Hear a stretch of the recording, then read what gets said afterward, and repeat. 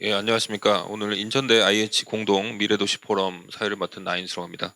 반갑습니다. 오늘 저희가 이 인천대와 IH 공동 미래도시 포럼은 시작한 지 벌써 이제 스스로 3년째가 되겠습니다. 21년부터 저희가 진행을 해오고 있는데요.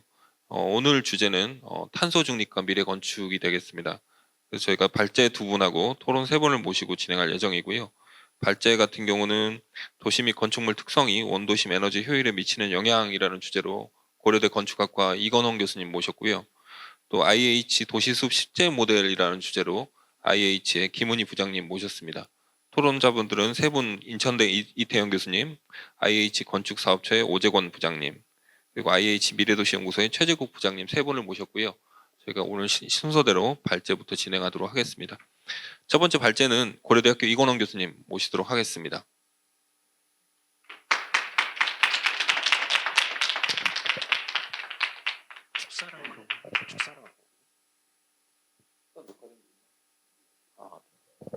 제가 너무 오랜만에 하다 보니까 축사 순서를 빠뜨렸네요. 오늘 축사는 저희 IH의 조동암 사장님 축사가 동영상으로 녹화가 되어 있습니다. 그래서 동영상으로 대신하도록 하겠습니다.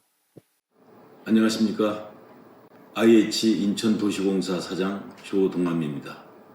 IH와 인천대학교 한국도시설계학회가 공동으로 개최하는 이번 포럼에 참여해 주신 발제자, 토론자들과 지금 인천도시공사 유튜브 ETV 생방송을 시청하고 계신 모든 분들을 환영합니다.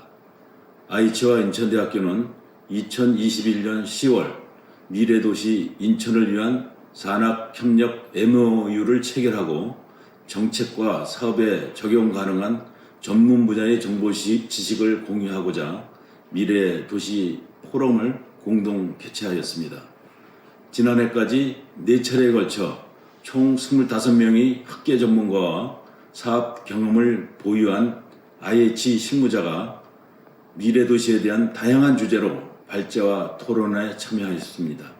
올해 2023년은 특별히 IH 창립 20주년을 맞이해서 대한민국 도시설계 분야의 최고 학술단체인 한국도시설계학회와 협업하게 되어 매우 기쁘게 생각합니다. IH는 지난 20년간 인천시의 정책 파트너이자 도시 주택 전문기관으로서 성장을 하였습니다.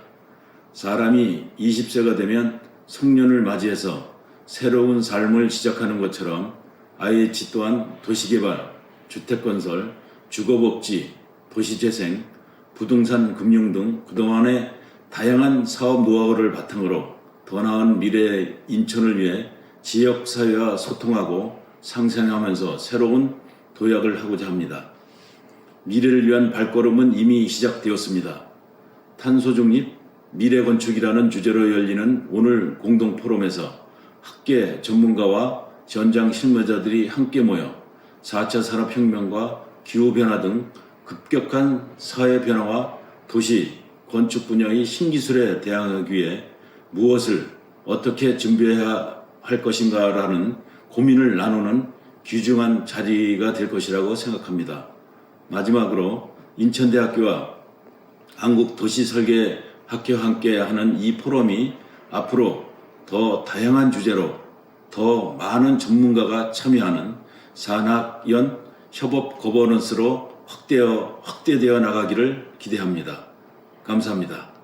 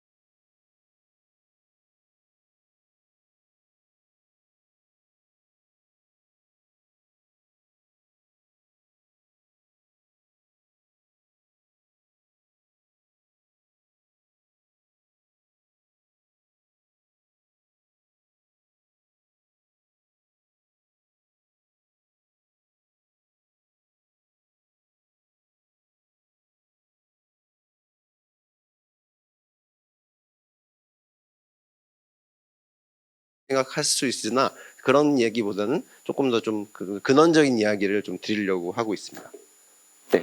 그래서 여기 보시면 뭔가 되게 복잡해 보입니다만 그냥 간단하게만 생각해 주시면 기본적으로 우리가 삶을 영위하고 있는 그 배경이 되는 우리 건축물이나 뭐 우리 가로 공간 그리고 뭐 그 기반 시설들 뭐 교통 체계 이런 것들은 다 이제 뭐 건조 환경이라고 부르고요. 이런 건조 환경과 우리가 이제 잘 알고 있는 이제 자연에 대한 것들 뭐 기후, 뭐 토지 피복, 뭐 대기 그리고 이따 아마 발표해 주실 뭐 특히 토지 피복의 어떤 나무나 이런 것들 수목 식재 환경 그리고 뭐 수환경 이런 것들 이게 수목이죠. 이런 것들이 이제 다 아우러져서 또 자연 환경을 이루고요. 이것들이 또 영향을 미치면서 우리의 행동, 심지어 우리의 어떤 기분, 그날의 기분, 우리의 삶 이런 것들 영향을 미치고 사실 이런 것들이 영향을 미친다는 건 사실 많은 분들이 이미 알고 있었습니다. 뭐 당연히 알고 있었던 상황인데 이제 어떻게 보면 이제 당연한 것들이 당연하지 않은 시대가 돼가고 있는 거죠. 사실 어떻게 보면 가장 최근에 뭐 좀 이것도 좀 시간이 좀 지났습니다만 가장 최근에 우리가 이 요 관계에 대해서 좀 의문을 갖기 시작한 건 어떻게 보면 한 17년, 16년 한 미세먼지부터 시작을 한 것 같아요. 미세먼지부터 시작을 했고 그리고 그 이후에 이제 뭐 여름철에 이제 엄청난 폭염이 왔을 때 또 다시 한번 절감을 했고 또 가장 최근이죠 이제 코로나가 또 일어나고 하면서 뭐 여러 가지 뭐 기후 변화라든가 지구의 어떤 환경의 변화 이런 것들이 우리의 삶을 어느 정도까지 침해하고 우리의 어떤 경제 활동이라든가 우리의 진짜 뭐 어떤 인간 관계라든가 이런 것들까지 얼마나 영향을 줄 수 있는지에 대해서 좀 잘 보여준 몇 년의 한 상황이라고 말씀드릴 수 있을 것 같습니다. 그래서 요 세 가지 관계에 대해서 일단 좀 관심을 좀 가져주시기를 좀 부탁드리는 마음에서 이제 시작을 하게 됐고요. 이걸 조금 더 뭐 정리를 하자면 이렇게 좀 정리가 됩니다. 그래서 사실은 이쪽은 저희가 이제 도시를 설계하거나 계획할 때 많이 이제 좀 고민하는 뭐 여러 가지 이제 계획 지표들과 관련된 사항들이고요. 이쪽에 있는 것들은 어떻게 보면 약간 결과물 같은 것들이죠. 뭐 범죄나 안전, 건강, 뭐 보행, 교통 뭐 이런 것들. 그리고 이제 오늘 좀 주로 이야기가 될 뭐 열섬이나 온실가스 배출, 뭐 대기오염, 뭐 전염병 이런 것들도 다 이런 식으로 어떻게 보면 우리가 설계한 것들의 어떤 결과물로서 찾아오는 거고요. 사실은 많은 연구가 됐던 부분은 특히 이제 저희 도시설계학회 측면에서 봤을 때 도시설계라는 학문 측면에서 봤을 때는 이쪽 연구는 좀 많이 그간 되어 왔습니다. 거의 한 15년, 20년 가까이 되면서 실제로 뭐 도시의 공간 구조가 뭐 외부 공간 활동에 미치는 영향이라든가 뭐 대중교통 체계가 어떤 뭐 보행량이나 어떤 대중교통 또는 자동차 교통량에 미치는 영향 심지어 이게 더 나아가서 우리의 뭐 건강 또는 안전 또는 뭐 경제 활동 이런 거에 미치는 영향들은 사실 많이 연구가 되었는데요. 사실 이쪽 측면에 대한 연구는 사실 그렇게 많이 되지 않았습니다. 물론 연구가 안 됐다라고 말할 수는 없는 게 환경 분야에서는 연구를 하셨죠. 왜냐하면 환경 분야는 이게 이제 그분들의 주요 연구 파트이기 때문입니다. 다만 그분들도 이것들과 이렇게 긴 관계에 대해서는 크게 고민을 많이 하시지는 못하셨죠. 그렇기 때문에 사실은 이제는 조금 더 그 넓은 차원에서 이런 고민들이 이루어져야 될 상황이라고 할 수 있고요. 그러다 보니까 더욱더 환경과 뭐 건조 환경, 특히 뭐 도시나 건축 쪽 계획하시는 분들과의 약간 경계가 점점 더 흐려지고 점점 더 뒤섞이고 융복합되는 상황이라고 말씀드릴 수 있겠습니다. 네, 뭐 요거는 이제 좀 더 체계적으로 정리한 것이기 때문에 요건 좀 넘어가도록 하고요. 그래서 오늘 좀 주로 말씀드릴 것은 실제로 이제 결과물은 이제 에너지 소비량입니다. 근데 아까 앞에 근원적으로 존재하는 게 이제 미기후라는 거고요. 이 미기후가 이제 또 우리 건축물에는 표면 온도에 영향을 줘서 그 표면 온도가 결국 궁극적으로는 건축물의 어떤 뭐 단열 조건이나 이런 것들을 이제 뚫고 이제 우리의 건물 내부 온도를 올리거나 내려서 우리가 에너지를 소비하거나 덜 소비하거나 하게 만드는 거죠. 그리고 또 다른 측면으로 넘어가면 우리가 외부 공간 활동을 뭐 더 많이 하게 할 수도 있고 더 적게 하게 할 수도 있는 뭐 그런 겁니다. 사실은 뭐 이것만이 뭐 이런 식으로 해서 강력한 영향 관계를 주는 건 아닙니다만 분명히 영향 관계가 있다라는 거고요. 그래서 오늘은 주로 어떤 관계들이 있을 수 있는지 그리고 그 관계 수준은 어느 정도일지 그리고 그게 오늘 이야기를 드릴 원도심에서는 어떤 의미를 갖는지를 좀 말씀을 드리고자 합니다.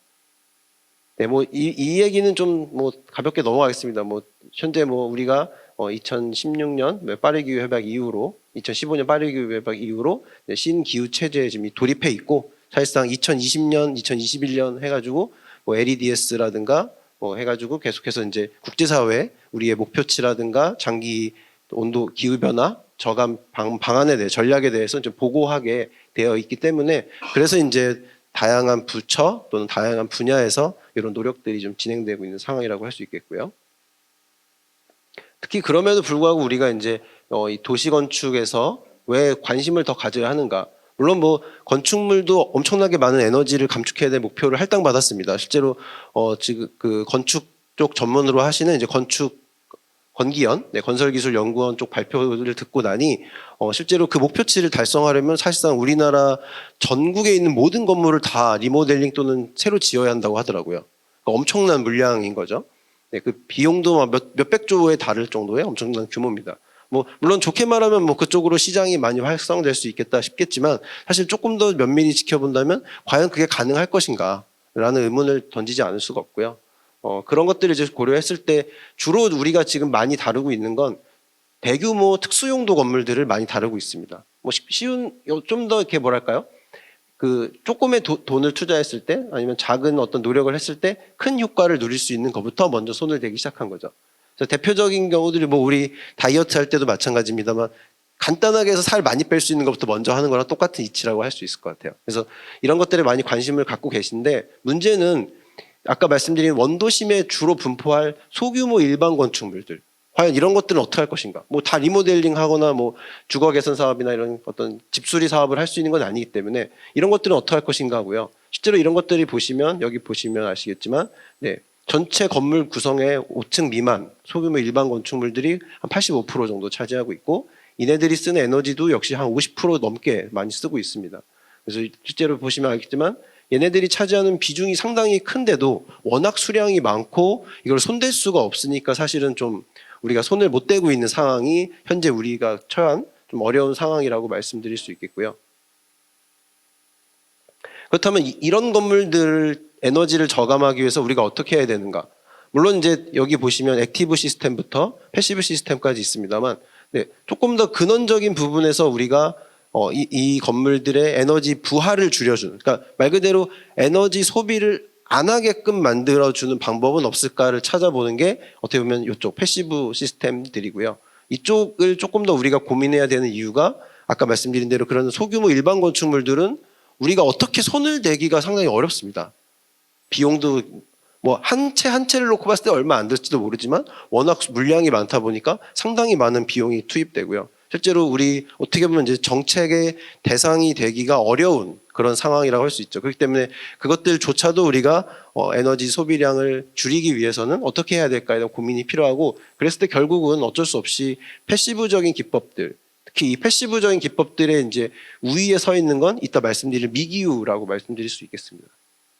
그래서 이 미기후는 실제로 에너지나 자원 효율성 측면에서 아주 중요한 잠재 인자입니다. 그래서 생각보다 많은 계획이나 뭐 강론 책들의 거의 앞부분에 이런 미기후의 중요성을 설파하고 있고 실제로 뭐 도시 설계든 건축 설계든 할 때 항상 이 미기후를 분석하도록 많이들 이제 좀 교과서들에서 이야기를 하고 있죠. 하지만 사실은 실제로 뭐 많은 분들 현업을 하고 계시지만 크게 고려하는 경우는 별로 없고 실제로 뭐 아파트 단지 배치나 이런 것들 보면 그냥 다이어그램을 이렇게 그려놓고 바람길 이렇게 해서 그냥 끝나버리는 경우가 상당히 많거든요. 실제로 그게 정말 그 바람이 그렇게 움직이는지 어떻게 작동하는지는 사실 뭐 큰 관심을 갖기 어려웠죠.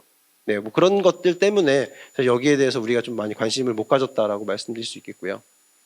근데 하지만 이제 우리 말고도 외국에서는 이런 것들을 조금 더 다양한 방법에서 고민을 하고 있습니다. 그래서 여기 보시는 대로 뭐 영국의 뭐 디자인 코드라는 것들 가지고 이런 환경적인 측면을 좀 고민하고 있기도 하고요.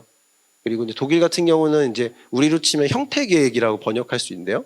게슈탈트 플랜이라고 해서 네, 여기 뭐 게슈탈퉁스 플랜 이렇게 돼 있는데 네, 이런 것들을 가지고 미리 사전에 네, 이 도시가 완성되었을 때 어떤 미기후 상황이 펼쳐질 것인지를 미리 시뮬레이션을 해보는 그런 것들을 좀 계획을 하고 있습니다. 그리고 뭐 미국의 형태 기반 코드도 물론 모두 다 이렇게 하진 않지만 이런 것들에 관련해서 좀 움직이고 있는 상황이고요. 실제로 이런 것들이 중요한 이유는 우리가 뭐 예를 지구 단위 계획을 한번 떠올리시면 쉬울 겁니다. 사실 지구 단위 계획 도면을 딱 받았을 때 이 지역이 앞으로 어떻게 계획될 건지를 머릿속에 떠올릴 수 있는 분이 일단 거의 없고, 사실 떠올린다고 해도 실제로 그렇게 된다는 보장이 없습니다. 그러니까 그런 것들은 사실 외국에서도 이미 잘 알고 있는 상황이에요. 어쨌건 도시 설계를 할 때 도시가 개발되는 시점은 짧아야 5년, 길면 뭐 15년, 20년 더 길어질 수도 있는 거니까요. 그럼 과연 여기가 미래에 어떤 형태가 될지 예상이 안 되는 상황에서 우리가 미기후를 예측할 수는 사실 없습니다. 그렇기 때문에 외국에서도 그걸 조금이라도 더 구체적으로 디자인 가이드라인이나 디자인 코드 또는 형태 계획 이런 형태로 미리 주는 거죠. 그래서 그런 가상의 형태를 만들어 놓고 그걸 시뮬레이션 돌려놓고 이 정도가 최적일 수 있겠구나를 결정한 후에 그거를 이제 뭐 우리로 치면 지구 단위 계획에 좀 더 구체적으로 담아주는 거죠. 그렇게 되면 아무래도 뭐 나중에 계획 이후에 최대한 거기 비슷한 형태로 뭐 배치가 될 테니까요. 건물이 형태가 올라오겠죠. 물론 이제 건축 분야에서는 조금 부정적일 수는 있을 것 같아요. 너무 본인들이 디자인하실 수 있는 영역을 침범한다라고 할 수 있겠는데, 사실 그렇다고 해서 아주 디테일한 부분들까지 뭐 우리가 잡아야 될 필요는 없습니다.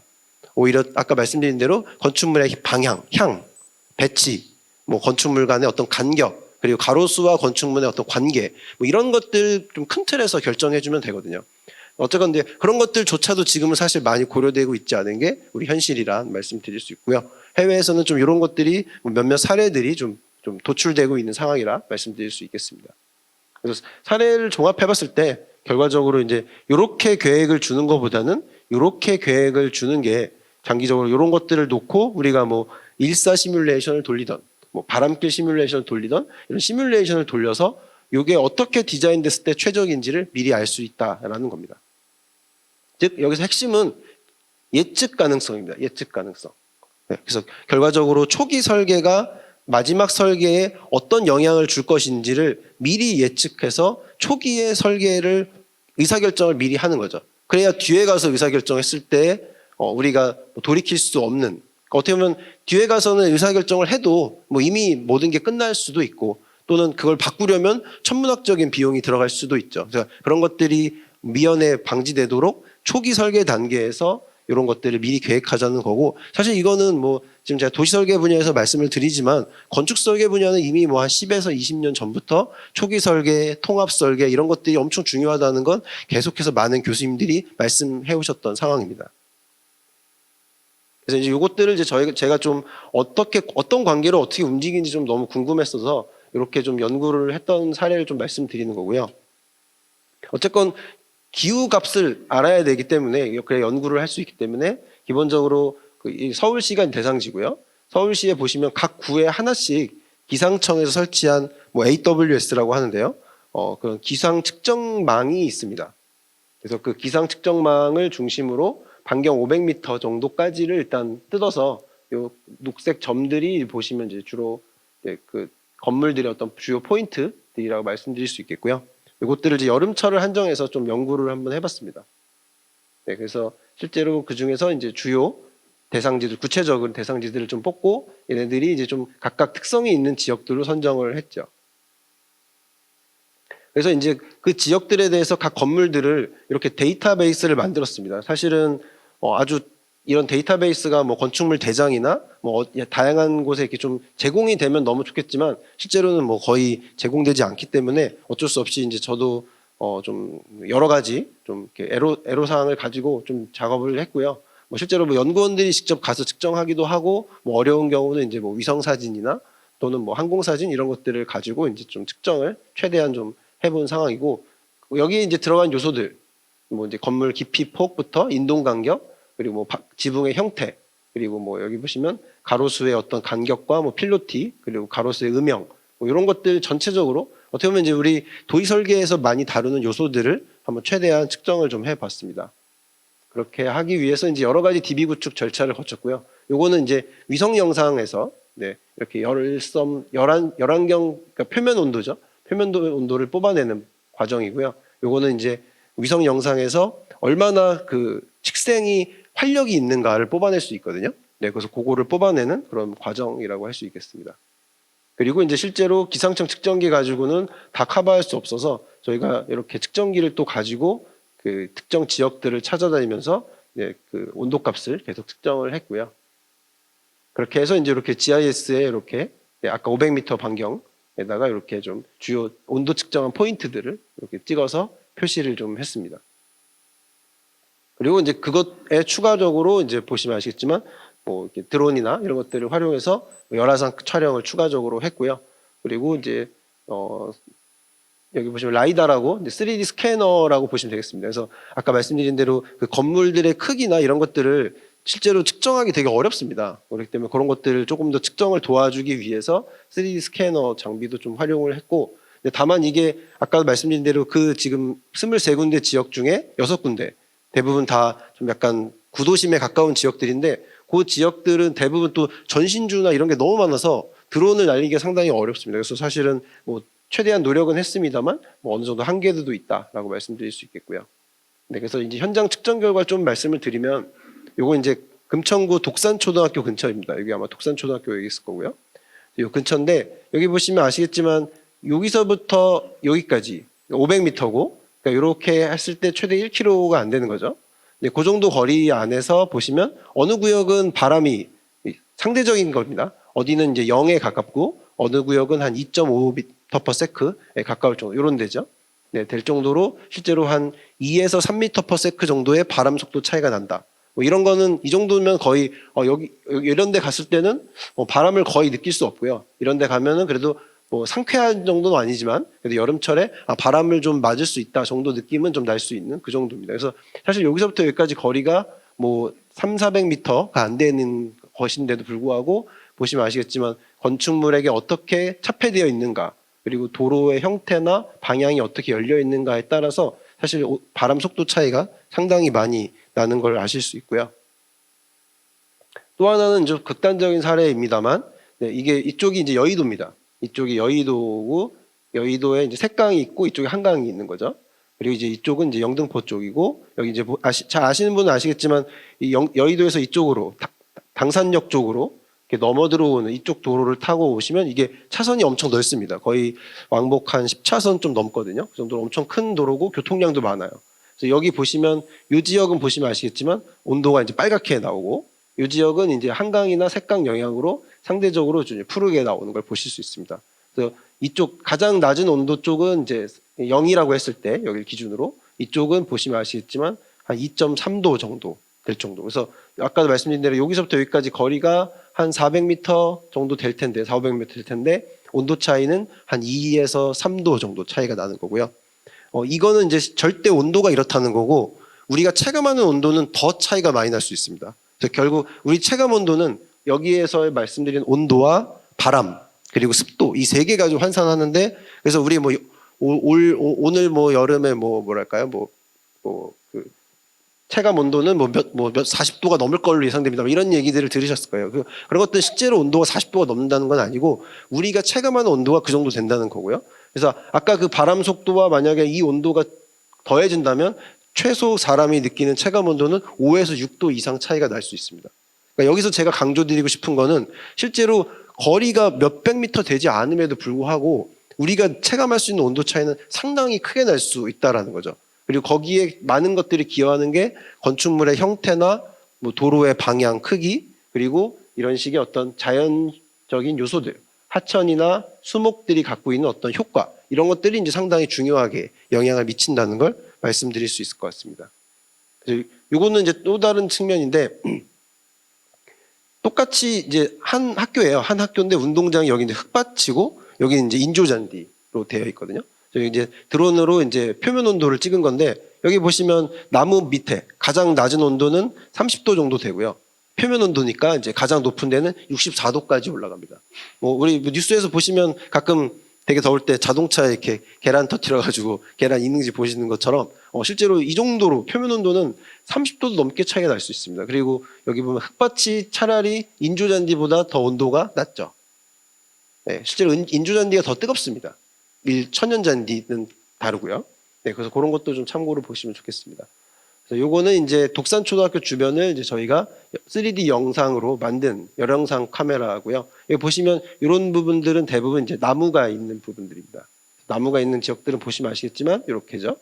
검게 나와서 온도가 이제 상당히 낮게 좀 나오고 있고, 이런 것들은 이제 평지붕인데 보시면 이제 하얗게, 그러니까 온도가 더 높아지면 이렇게 하얗게 표출이 됩니다. 이런 지역들도 이제 표출이 될 수 있죠. 그래서 이런 것들은 그 지붕의 형태, 지붕의 표면 재료, 뭐 그리고 어떤 방향 각도, 뭐 이런 것들, 그리고 이제 이런 식재의 영향, 이런 것들과 조화돼서 온도 차이가 상당히, 뭐 아까 표면 온도 보시면 뭐 적게는 10도에서 많게는 막 20도까지도 표면 온도 차이가 많이 날 수 있습니다. 그리고 이제 이런 표면 온도와 그리고 주변의 미기후, 이런 것들이 궁극적으로는 건축물 에너지 소비량에도 영향을 미칠 거다라고 생각을 했고요. 그래서 그 관계를 이제 좀 보고 싶었습니다. 그래서 봤던 게 이제 이런 식으로 뭐 전면의 공공공지의 폭이 얼마나 확보됐는지에 따라서, 그리고 일사량이 어느 정도이냐에 따라서, 그리고 바람 속도가 어느 정도이냐에 따라서에 대해서 이런 식으로 좀 에너지 소비량 관계를 봤고요. 뭐 사실 예상한 대로 여기 보시다시피 뭐 건축물의 뭐 연한이 오래될수록 에너지 소비량이 이제 많아졌고요. 뭐 예를 들어 뭐 창면적 비율이 이제 크면 클수록 이런 식으로 뭐 에너지 소비량이 또 관계가 맺었고요. 뭐 이런 식으로 해서 뭐 1층부 높이가 높으냐, 후퇴가 됐느냐, 뭐 높이나 최적이 어떻게 되느냐에 따라서 이런 식으로 뭐 양의 관계나 음의 관계를 갖는 그런 관계를 보이는 것을 확인할 수 있었습니다. 사실 여기서 이제 중요한 건 개별 건축물 디자인도 뭐 매우 중요합니다만, 그런 건축물군, 여러 건축물들이 이런 식으로 갖고 있는 여러 요소들을 조절함으로써 에너지 소비량에도 영향을 줄 수 있다라는 거고요. 당연히 여기 말씀드린 대로 미기후도 역시 이런 식으로 에너지 소비량에 영향을 미치는 것으로 나타났습니다. 네, 그래서 이 관계를 이제 플러스 마이너스 정리한 게 이런 거고요. 이거 그냥 한번 보시면 될 것 같습니다. 대부분 이제 우리가 뭐 디자인에서 결정하거나 디자인에서 결정할 수 없더라도 어떻게 보면 결과물로서 나오는 여러 가지 요소들, 뭐 재료들, 뭐 건축물의 형태들, 이런 것들이고요. 뭐 건축 용도도 있죠, 이렇게. 네. 그래서 이걸 좀 구체적으로 좀 정리하면 이런 식이고, 여기에 이제 제가 주로 관심을 가졌던 건 이 표면 온도가 어떻게 이 미기후와 관계를 맺을 것인가였습니다. 그래서 여기 보시면 이 다이어그램인데, 건축물 표면 온도가 높을수록 에너지 소비량은 늘어납니다. 뭐 당연한 이야기일 수 있죠. 다만 여기 보시면 풍속, 바람 속도가 올라가면 올라갈수록 각도가 내려가죠. 네, 그래서 바람이 잘 통하면 잘 통할수록, 뭐 어떻게 보면 당연한 이야기일지 모르지만 이렇게 정량적으로 확인해 봤을 때 바람이 빠르면 빠를수록 이렇게까지 에너지를 소비할 수 있는 걸 여기까지 끌어내릴 수 있다. 물론 이제 5m/s나 올리는 건 사실 쉬운 일은 아닙니다만, 어쨌건 뭐 이런 식의 수리적인 관계를 뽑아낼 수 있다라고 할 수 있고요. 그런 것들은 역시 마찬가지로 우리 주변의 온도와 습도도 마찬가지입니다. 그래서 실제로 건축물 표면도가 올라갈수록 에너지 소비량은 증가되는 게 맞습니다만, 실제로 주변의 온도가 높을 때, 32도가 여기죠. 높을 때보다 28도로 낮을 때 이게 각도도 내려오고 절대치도 내려오는 걸 보실 수 있고요. 습도도 마찬가지입니다. 습도가 높을 때보다는 습도가 낮을 때 뭐 아무래도 온도나 바람 속도보다는 좀 크게 차이를 주지 못하지만, 어쨌건 역시 습도도 이런 식의 에너지 소비량을 꺾어낼 수 있다라는 거죠. 그래서 즉 여기서 중요한 거는 건축물이 이제 뜨겁게 달궈지는 그런 표면 온도도 되게 중요합니다만, 미기후를 관리함으로써 그것이 이제 에너지 소비량에 미치는 영향을 우리가 어느 정도 뭐 완전 꺾어서 뭐 예를 들어 이렇게 올라가는 관계를 부러뜨려서 뭐 떨어뜨릴 수는 없지만 적어도 그게 완화될 수 있게 낮출 수는 있다. 그렇기 때문에 우리가 디자인하는 것들이 어떤 의미를 갖는지에 대해서 좀 말씀을 드리고 싶어서 이걸 좀 준비를 했고요. 그래서 이런 관계입니다, 결국에. 그래서 도시건축 형태는 에너지 소비량에 영향을 줍니다만, 그리고 표면 온도에 영향을 줍니다만, 풍속이나 온도나 습도들에 의해서 이 관계가 조절될 수 있다. 상호작용을 한다. 이런 말씀을 드릴 수 있겠고요. 그래서 이제 아까 말씀드렸던 그래프가 이제 이렇게 정리가 될 수 있는 거죠. 그래서 이 사이에 이제 표면 온도가 끼어들게 되는 거고요. 그래서 요거를 이제 뭐 구조방정식이라고 해서 관계를 이제 분석하는 걸 했을 때 이런 식의 어떤 우리가 상상했던 관계가 만들어질 수 있다라는 거고요. 그래서 뭐 식재부터 뭐 도시, 공공공간, 그리고 건축물의 인면과 건축물의 형태 요소, 이런 것들이 이런 식의 관계를, 미기후의 영향을 얘네들이 주고, 미기후가 에너지 소비량에 영향을 주고, 그리고 이것들은 이런 식으로 점선으로 어느 정도 상관관계를 갖는 그런 관계를 갖는다라고 좀 말씀드릴 수 있겠습니다.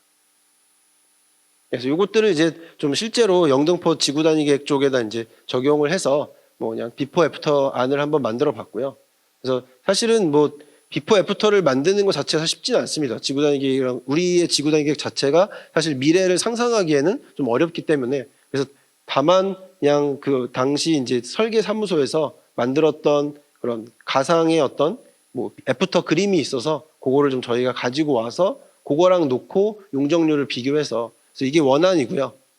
그리고 이제 대안 원, 투를 해가지고 좀 더 도로를 좀 더 정리를 하고 건축물 크기 그리고 필로티 뭐 이런 것들을 좀 넣었을 때 그래서 차이를 좀 보았습니다. 그래서 상부의 온도가 어떻게 변하는지 하부의 온도가 어떻게 되는지 봤고요. 네, 그래서 이렇게 대안 원, 투라 이렇게 봤고, 이렇게 해서 이런 식으로 네, 대안 원, 투의 관계가 보여지고요.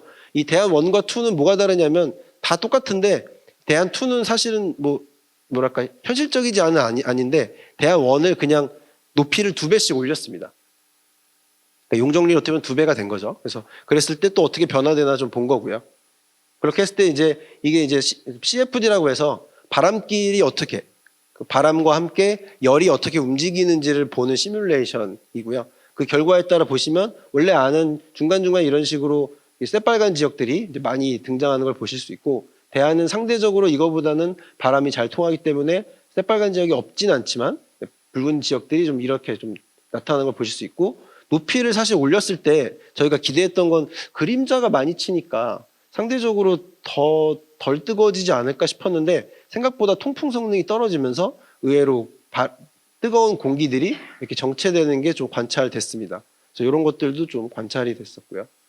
그래서 이제 원안과 대안들의 실제 평균 온도나 이런 것들을 비교했고, 결국 에너지 소비량이 이제 우리 관심사니까 이런 것들을 볼 수 있었습니다. 그래서 사실은 한 8% 정도 대안 1이 원안에 비해서 에너지 성능이 좋아진 걸 볼 수 있었고요. 사실 이거는 기존의 여러 연구들에서 나왔던 결과물로 주변 온도 1도씨가 낮아졌을 때 대체로 에너지 효율이 8% 정도 좋아진다고 알려져 있습니다. 네. 그래서 그거랑 약간 비슷한 결과가 나와서 다행이다 생각하고 이제 결론을 내렸었던 연구라고 할 수 있겠습니다. 그래서 이렇게까지 저희가 모든 건물 형태를 조사할 수는 없었지만 또 건축물들의 상황을 좀 조사할 수 있는 기회가 좀 있었어서 대전과 제천 원도심을 가지고 좀 연구를 한 적이 있었습니다. 이 이후가 되겠고요. 그래서 주로 뭐 용도나 건축물의 어떤 구조체 뭐 이런 것들, 밀도 이런 것들을 좀 조사를 했고요. 그렇게 해서 이제 그때의 관계를 좀 보았습니다. 그래서 실제로 여기 보시다시피 뭐 용도가 어떻게 영향을 주는지, 그리고 단열 기준이 어떻게 영향을 주는지 보시면 아시겠지만 단열이 최근 건물일수록 보시면 아시겠지만 기존 도시별로 차이가 많이 나지 않습니다. 하지만 이제 건물이 오래될수록 실제로 차이가 크고요. 그렇기 때문에 우리가 원도심일수록 이런 단열 조건을 관리를 할 필요가 있는데 실제로 우리가 단열 조건을 관리할 수는 없습니다. 아까도 말씀드렸다시피 갑자기 건물의 벽을 뭐 두드려 부수지 않는 이상은. 그렇기 때문에 이 단열 조건이랑 결국 관련이 있는 건 미기후이기 때문에 미기후 관리가 필요하다. 이런 말씀 드릴 수 있겠고요. 그 외에 이제 건축물의 밀도나 다양성 이런 것들도 실제로 도시 간에 어느 정도 차이가 있다라는 걸 좀 말씀드릴 수 있겠습니다. 그래서 이것들은 이런 식으로 해가지고 저희가 뭐 건축물의 에너지 소비량 패턴을 이제 대전시를 놓고 봤었고요. 이건 이제 대전역 주변입니다. 상황을 좀 봤었고요. 그래서 뭐 단열 조건들도 이렇게 좀 GIS 매핑을 해서 분석을 좀 했었습니다. 이건 이제 제천이고요. 그래서 실제로 대전과 제천이 비슷한 양상을 보이긴 하나 도시별로 약간 미세하게 차이가 좀 있습니다. 그거는 아마도 도시의 어떤 태생적인 용도 배치라든가 어떤 밀집도 그리고 어떤 도시의 공간 구조 이런 것들이 상당히 좀 차이가 나기 때문에 그런 것으로 알려져 있기도 하고 그런 걸로 생각이 되고요. 이런 것들은 조금 더 이제 많은 도시들을 연구를 해서 실제로 좀 더 긴밀한 어떤 도시 형태나 도시 구조가 건물 에너지나 미기후와 맺는 관계를 조금 더 분석할 필요가 있다라고 말씀드릴 수 있겠습니다. 그렇기 때문에 이제 사실은 이제 어떻게 결론부인데요. 말씀드리고 싶은 것들은 어떻게 보면 이제 조금 더 통합적인 계획을 할 수 있는 툴이 필요하다. 그래서 물론 우리나라 지구단위 계획이 아주 훌륭한 툴인 건 맞습니다만 환경적인 측면에서 다시 한번 우리가 지구단위 계획과 우리 도시개발 계획할 때 하는 마스터 플랜들을 조금 더 들여다볼 필요가 있다라고 말씀드릴 수 있겠고요. 그런 것들이 이제 단순히 아까 지금 저는 미기후로만 주로 이야기를 드렸는데 사실 이런 것들 보시면 요거는 이제 지금 저 덴마크 코펜하겐 쪽이거든요. 그래서 보시면 그렇게 도시를 밀도 있게 개발하고 계획을 하는 것이 궁극적으로 미기후뿐 아니라 이런 식으로 이게 에너지 공급 체계입니다. 에너지 공급 망이거든요. 그래서 우리가 소위 많이 이야기하는 컴팩트 시티.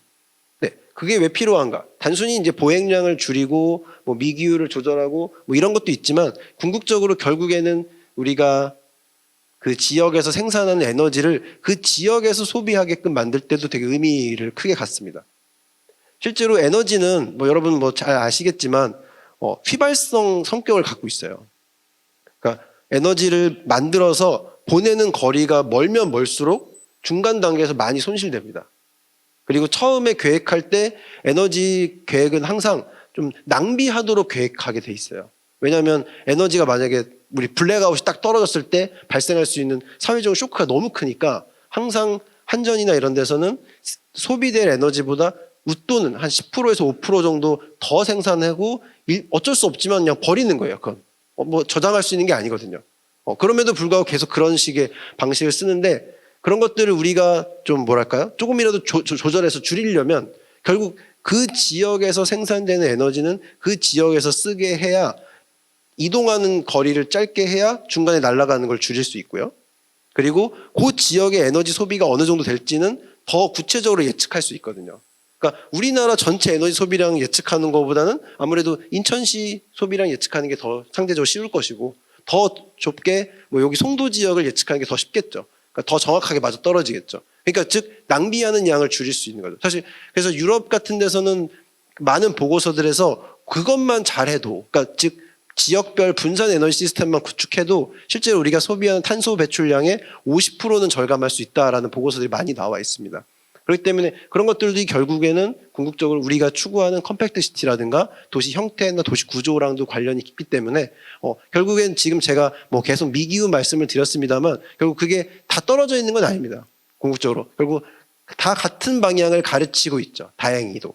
그렇기 때문에 우리가 도시의 형태나 구조, 밀집도 이런 것들에 계속 관심을 가져야 되는 이유는 미기후뿐 아니라 이런 에너지 소비 시스템, 에너지 생산하고 분배하는 시스템과도 관련이 깊다라는 말씀을 드릴 수 있고요. 그래서 이런 식의 뭐 에너지 부하 예측을 미리미리 해서 그 문제가 되는 지역들을 좀 우리가 사전에 좀 커버할 수 있다라는 말씀 드릴 수 있고요. 이런 것들이 이제 다 가능하고자 한다면 궁극적으로 뭐 CPS라든가 뭐 디지털 트윈이라고 하는 소위 이제 우리가 스마트 시티에서 많이 이야기한 요소들, 즉 좀 더 구체적인 정보 체계가 구축되고 그게 계획가나 관리자한테 정보가 제공돼서 합리적인 의사결정이 이루어지는 것. 그리고 최근 뭐 뜨고 있는 AI 같은 걸 활용해서 최적 대안 같은 걸 만들어내는 것들이 결국에는 다 따로 노는 게 아니라 우리가 가려는 지속 가능한 도시, 뭐 저탄소 도시, 탄소 중립 도시를 만드는 데 있어서 다 필요한 것들이라고 말씀드릴 수 있겠습니다. 네, 그래서 이런 것들이 싱가포르 사례죠. 뭐 이미 뭐 스마트 시티 쪽에서 워낙 잘 알려진 사례이기 때문에 여기 보면 싱가포르에서도 이 바람길 분석들 하고 태양광 패널 어떻게 부착하냐에 따라서 태양광 생산량이 어느 정도 될지 예측하고 뭐 이런 것들을 다 이제 건축이나 도시계획하는 요소에 다 담고 있거든요. 네. 네. 이런 식으로 결국 궁극적으로는 우리 보행에서의 어떤 쾌적성도 측정할 수 있는 거고 진단할 수 있습니다. 그리고 도시계획의 기초 자료로도 활용될 수 있다는 거죠. 그렇기 때문에 사실 유럽에서는 스마트 시티 따로 뭐 우리 탄소 중립 또는 기후 변화 대응 도시 따로 이렇게 한 게 아니라 네, 그냥 기후 중립 앤 스마트 시티. 이게 이제 유럽에서 추구하는 비전입니다. 그래서 요 얘기를 여기저기 이제 많이 말씀드리는 이유가 네, 사실 전혀 다른 사업이 아님에도 전혀 다른 사업부에서 하고 있고 전혀 다른 사업처럼 인식이 되는 게 좀 너무 안타까워서 이런 말씀을 좀 드리고요. 궁극적으로 제가 오늘 말씀드리고자 하는 건 미기후의 중요성에서 시작해서 도시의 여러 요소들은 다 연결되어 있다. 그리고 그것들이 궁극적으로 우리가 가려는 방향은 실제로 우리가 요즘 화두가 되는 여러 도시 계획과 관련된 어떤 패러다임들이 다 붙어 있다라는 말씀을 좀 드릴 수 있을 것 같습니다. 그래서 여기까지 해서 제 발표 마치도록 하겠습니다. 감사합니다.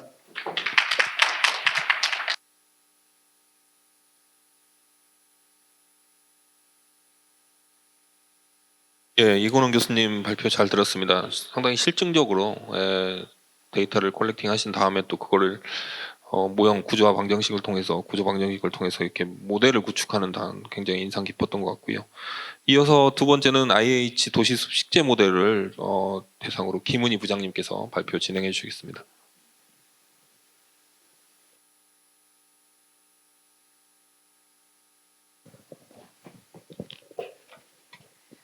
안녕하십니까. 인천도시공사 김은입니다. 저는 IH 도시숲 식재 모델 개발에 대해서 설명드리도록 하겠습니다.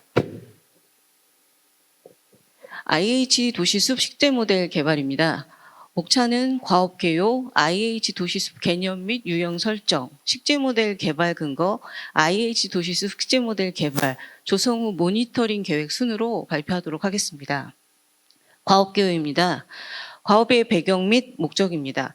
도시는 기후변화에 따라서 온도 상승 외에도 인공 구조물, 불투수 포장 등의 증가로 인해 도시열섬 현상이 발생하고 있고 차량 및 산업단지 등에서 배출하는 오염물질에 의한 대기 오염도 지속적으로 문제가 되고 있습니다.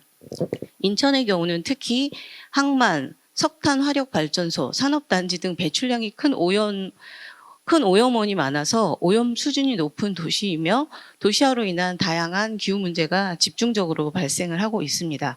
이에 IH에서는 국토교통부 그린 뉴딜 사업, 산림청 미세먼지 대응숲 조성 사업, 인천시 바람숲길 조성 사업 및 가로수 기본계획과 연계해서 IH에서 추진하는 개발사업지구 공원 녹지 가로수에 적용해서 도시 열섬 및 미세먼지를 개선할 수 있는 IH 도시숲 식재 모델을 개발하고자 합니다.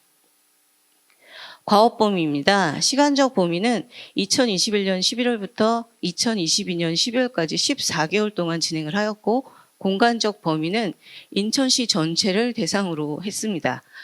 내용적 범위는 녹지 유형별 식재 모델을 개발을 해서 식재 모델의 적용 효과를 분석하고 인천도시공사에서 사업 현장에 직접 적용 가능한 매뉴얼을 제작하고자 하였습니다. 연구 수행 체계입니다. 문헌 자료 및 수지 분석을 통해서 도시 기온 및 미세먼지 저감 식재 기법을 도출해서 녹지를 유형화하고 녹지 유형별 식재 모델을 구상을 해서 식재 모델을 개발했습니다. 검단지구 1단계 식재에 대해서 모니터링을 실시하고 시뮬레이션 분석을 통해서 식재 모델에 적용할 경우의 효과성에 대해서 검토를 하였습니다. 그리고 매뉴얼을 제작하는 순으로 진행했습니다. 도시숲 개념 및 유형 설정입니다. 도시숲 개념 설정입니다. 이미 도시숲법에 의해서 도시숲이라는 용어가 정의가 되어 있는데요. 산림청에서 제시하는 도시숲은 도시에서 국민의 복원, 휴양 증진, 정서 함양과 체험 활동 등을 위하여 조성 관리하는 산림 및 수목이라고 주로 어메니티 중심의 정성적 가치로 정의가 되어 있습니다. 이에 저희 공사에서는 IH 도시숲이라는 새로운 도시숲 개념을 설정하였는데요. 택지개발 지역 및 산업단지 내 쾌적한 도시환경 제공이라는 목표를 가지고 도시열섬 저감, 미세먼지 저감, 경관 창출을 위해서 조성하는 공원, 녹지, 가로수로 새롭게 개념을 정의하였습니다. 도시숲 유형별 기능 설정입니다. 도시열섬 저감 기능 도시숲입니다. 열섬원에서 발생하는 복사열을 차단하고 그다음에 이제 내부에서 찬 공기를 생성해서 내부 이용 지역으로 찬 공기를 유입시키는 구조를 목표 기능으로 수립하였습니다. 미세먼지 저감 기능 도시숲입니다.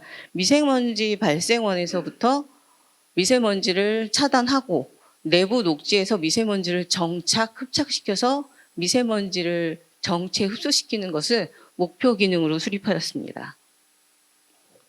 도시숲 세부 유형별 도입 범위입니다.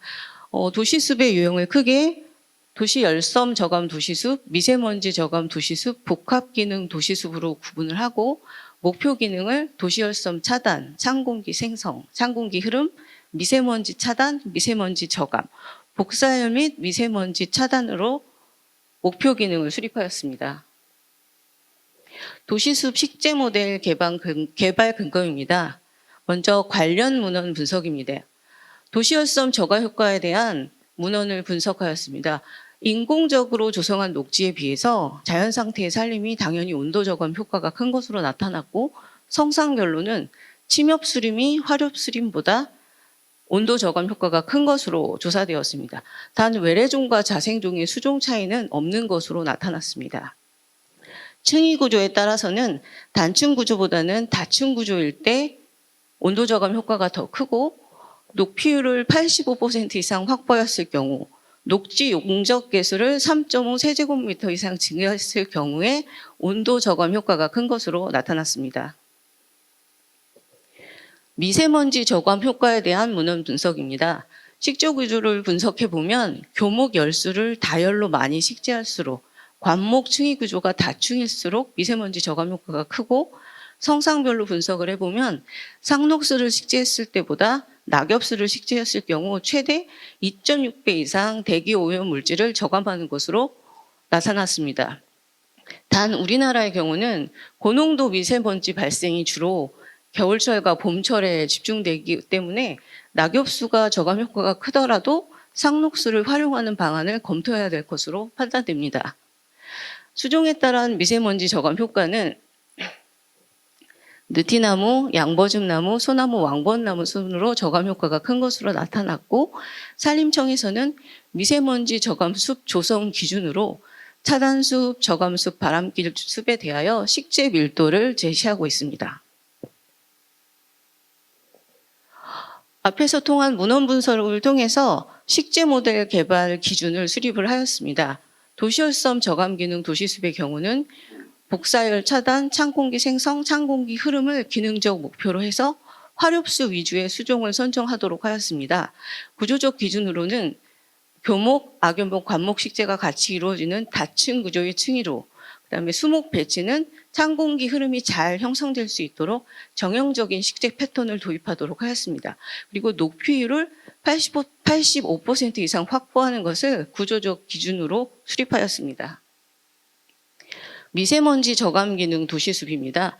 미세먼지 발생원으로부터 미세먼지를 차단, 저감시키는 것을 기능적 목표로 수립을 하고, 수종은 내공해성이 강하고 연밀도가 높은, 또 특히 겨울철 활용을 위해서 상록수를 활용하는 수종으로 주로 선정을 했고요. 층위는 녹지 구조에 따라서 최대한 복층 및 다층 구조를 형성하고, 수목 배치도 가능한 다열 식재를 도입하는 것으로 구조적 기준을 수립했습니다. 식재 밀도는 앞에 산림청에서 제시한 미세먼지 저감수 식재 밀도 이상으로 수립하는 것으로 구조적 기준을 결정했습니다. 복합형 녹지숲입니다. 복합형 녹지숲은 도시숲은 가로수 및 가로 녹지대에 주로 적용이 될 예정인데요. 미세먼지 및 복사열 차단을 기능적 목표로, 수종은 내공해성, 내건성이 강하면서 연밀도가 강한 화렵수 위주로 선정을 했고요. 보도폭이 3m 미만일 때는 교목, 관목의 가로녹지 구조로, 보도폭이 3m보다 클 경우에는 교목을 2열 이상 식재하는 것을 권장하고, 교목, 악교목, 관목으로 층위를 구성하는 것으로 구조적 기준을 수립했습니다. 검단 1단계 도시숲 시뮬레이션입니다. 앞에서 세운 식재 모델 개발 기준의 적합성 또 여부를 확인하기 위해서 실제적으로 대상지를 선정해서 시뮬레이션을 시행을 하였는데요. 저희가 선정한 대상지는 검단 신도시 1단계의 근리공원 3, 4, 5호로 선정을 했습니다. 3호, 4호, 5호인데요. 이 부분이 검단 신도시의 조성형 공원이기도 하고, 이제 검단 신도시를 저희가 대상지로 선정한 이유는 힘앱에서 확인하시는 것처럼 신도시 자체가 단계별로 조성이 되기 때문에 도시숲을 적용하였을 경우에 도시숲의 효과를 모니터링하는 데 가장 적합하다고 판단했기 때문에 검단 신도시를 대상으로 시뮬레이션을 진행하였습니다. 시뮬레이션 개요입니다. 시뮬레이션은 저희가 분석 프로그램으로 엔바이맷이라는 프로그램을 사용을 하였는데요. 이 엔바이맷은 1993년 독일 마인츠 대학에서 개발한 미기후 분석 시뮬레이션 프로그램입니다. 저희 시뮬레이션 기준 날짜는 21년 7월 25일에서 7월 26일 만 하루로 선정을 하였고요. 분석 항목으로는 온도, 미세먼지, 온열 쾌적감 3가지 항목에 대해서 분석을 진행하였습니다. 시뮬레이션 목표 대상입니다. 공간 기능을 반영한 식재 기준을 개발하기 위해서 보식량에 따른 시뮬레이션을 통해서 효과를 검증하고자 하였습니다. 저희가 이제 대상지로 삼은 검단 신도시 근린공원 3, 4, 5호에 폭 20m 정도의 조사구를 총 6개 선정을 했습니다. 그래서 이 조사구별로 피도별 보식 주수를 제시해서 도시 열섬 저감 효과와 미세먼지 저감 효과를 분석하고 기능별로 적정한 식재 기준을 도출하였습니다. 뒤에 설명드릴 시뮬레이션 결과는 5-1 조사구의 시뮬레이션 결과를 기준으로 설명을 드리도록 하겠습니다. 시뮬레이션을 돌리기 위해서 적정한 식재 피도를 설정을 하였는데요. 현재 5-1 조사구는 피도 20%로 조성이 되어 있습니다.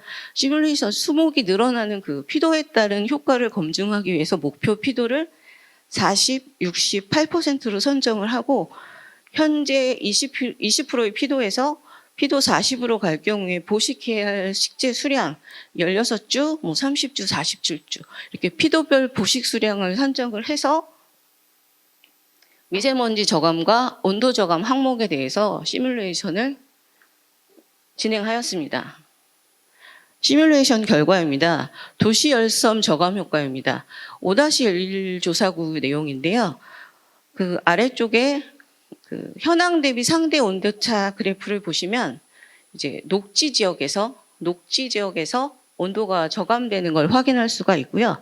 이제 이 그래프에서 유의미한 것은 아무래도 피도가 높은 피도 85%일 때 가장 그 도시열섬 저감 효과가 크지만 피도 40에서 60으로 증가했을 때의 저감 효과 폭이 피도 60에서 85%를 저감했을 때의 저감 폭보다 크다는 그 유의미한 결과를 확인할 수 있었습니다. 도담공원 3-1 조사구도 사례를 다시 하나 들었는데요. 이거는 이제 오염원으로부터 발생원으로부터 녹지가 안쪽으로 들어갈수록 녹지 폭이 길어질수록 온도 저감 효과가 크게 나타난다는 것을 확인할 수 있었습니다. 미세먼지 저감 효과입니다. 아래쪽에 있는 현황 대비 상대 농도차 그래프를 확인해 보시면 바람의 방향을 도로 방향으로 진행했을 경우에는 피도를 85%로 높이더라도 그 미세먼지 저감 효과가 나타나지 않는 것으로 분석되었습니다. 바람의 방향을 도로 방향이 아닌 공원 쪽으로 변경해서 시뮬레이션을 돌린 결과 이제 녹지 부분에서 미세먼지 저감 효과가 크게 발생을 하는 것을 확인할 수 있었고 피도 85%일 때 가장 큰 저감 효과를 보였지만 앞에서 발견했던 그 그래프와 마찬가지로 40에서 60% 증가했을 때의 저감 효과 폭이 60에서 85%로 저감했을 때의 보다 효과가 큰 것으로 확인되었습니다. 시뮬레이션 결과 종합입니다. 아무래도 이제 미세먼지 저감과 도시열섬 저감 효과는 피도 85%에서 가장 큰 효과를 보였지만 이제 비용 대비 효과를 고려해 본다면 피도 40에서 60%의 그 저감 효과가 큰 것으로 확인됐기 때문에 저희가 적용할 때는 60%의 피도를 적용하는 것이 비용 대비 효과가 높을 것으로 분석하였습니다. 유형별 적용 피도 및 식재 구조입니다. 저희가 앞서서 말한 도시숲의 3가지 유형의 목표 기능별로 적용 피도와 식재 구도를 수립하였습니다. 도시열섬 저감 도시숲은 복사열 차단, 찬공기 생성, 찬공기 흐름을 목표 기능으로 수립해서 복사열 차단일 경우엔 교목 85%, 악교목 및 관목을 30%로 적용 피도, 목표 피도를 설정하였고 식재 구조는 복사열 차단을 위해서 순차적인 다층 구도를 수립하였습니다. 찬공기 형성숲의 경우는 교목 60, 악교목 및 관목을 30% 적용 피도를 적용해서 찬공기 형성을 위한 복층형 다층 구조의 식재 구도를 수립하고 정형 식재를 도입하고자 합니다. 찬공기 흐름숲은 교목만의 피도를 선정을 하였는데요. 찬 공기 흐름을 위해서 교목 중심의 단층 구조로 정형 식재를 도입하도록 하겠습니다. 미세먼지 저감 도시숲은 미세먼지 차단 숲일 때는 교목 60과 악교목 및 관목 30%일 때 저희가 또 복사열 차단을 위한 순차적 다층 구조를 도입을 했고요. 미세먼지 저감 숲은 교목 40%, 악교목 및 관목 30%, 그리고 미세먼지의 정체 유도를 통한 교호식재 기능을 도입하였습니다. 복합형 도시숲은 보도폭에 따라서 보도폭이 3에서 5m일 경우, 보도폭이 5m일 경우로 구분을 해서 보도폭이 3에서 5m일 경우에는 교목 1열의 관목 중심으로, 보도폭이 5m 이상일 때는 교목 2, 3열의 3에서 5주의 사이 심기, 관목 다층 구조를 도입하고자 합니다. 도시숲 적용 모델의 조경 수목 규격입니다. 저희가 크게 성장형 모델과 초기 효과 모델로 구분을 했는데요. 성장형 모델은 저희가 조성하고 난 이후 10년후를 목표로 반영하는 식재 규격입니다. 일반적인 조경 공사 조경 설계에서 반영하는 모델이 바로 이 초기 성장형 모델이고요. 조성 초기부터 도시숲의 기능을 발휘할 수 있어야 하는 경우에는 이제 충분히 성장한 조경 수목 규격을 적용해서 이제 초기 효과를 노리는 모델로 초기 효과 모델, 완성형 모델을 도입을 했는데요. 이 완성형 모델은 이용자들에게 노출 빈도가 높은 위치에 있어서 이제 경관적인 완성도를 서비스할 필요가 있는 경우에 특별히 조성하도록 하겠습니다. 적용해야 될 모델의 조경 수목 규격을 산출했습니다. 성장형 모델 조경 규격 도출입니다. 일반적으로 사용하는 조경 규격이기 때문에 저희 IH 공사에서 그간 추진했던 인천 검단, 도화, 9월 보금자리, 영종 하늘도시 등에서 사용됐던 조경공사 도면을 모두 수집해서 총 172종, 128주의 규격을 분석해서 적용을 했고요. 이 주요 식재종에 대한 샘플 수목을 선정하고 적용 규목을 도출해서 아래와 같이 표로 정리하였습니다. 교목의 경우 낙엽수는 3.5에서 4m의 수고, 상록 침엽수는 3.5에서 5.5m, 악교목일 경우에 낙엽수, 화렵수의 규격을 정리를 해서 도표화하였습니다.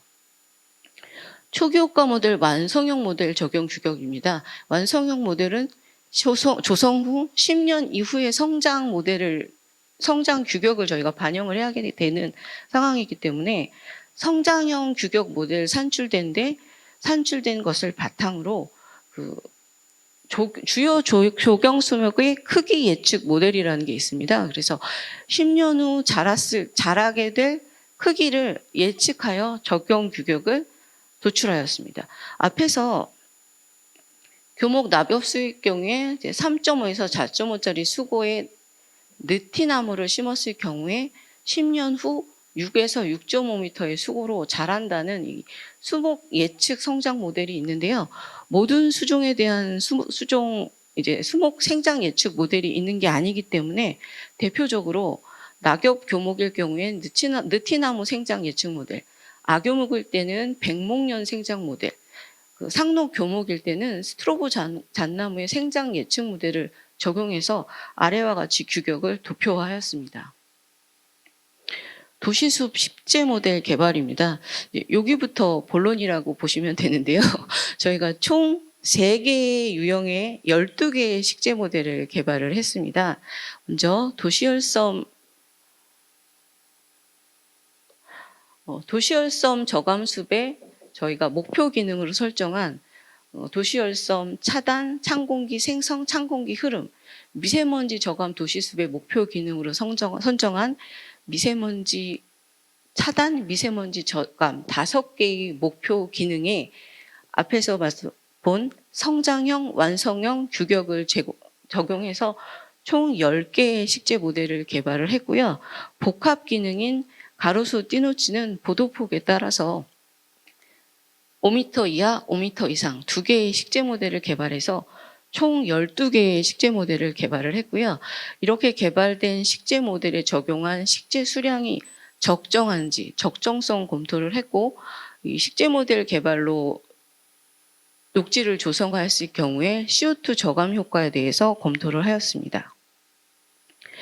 도시열섬 저감수 식재 모델 첫 번째 기능인 녹지 열섬 차단 기능 도시숲 성장형 모델, 완성형 모델입니다. 앞에서 설명드린 대로 성장형 모델로 식재를 하고 10년이라는 시간이 지나면 완성형 모델로 조성이 되게 되는 겁니다. 저희가 앞에 기억하실지 모르겠지만 25페이지에 유형별 적용 피도, 목표 피도를 설정을 했습니다. 그래서 교목일 경우에 85%, 아교목 및 관목일 때 30%의 적용 피도를 설정하고 그 규격 적정성을 통해서 완성형 모델 규격을 도표화하였습니다. 그래서 적용 규격과 적용 피도를 고정값으로 정리를 하고 나면 저희가 원하는 식재 면적에 심어야 할 식재 수량을 산출을 할 수 있습니다. 그래서 이렇게 완성형 모델을 완성하고 난 이후에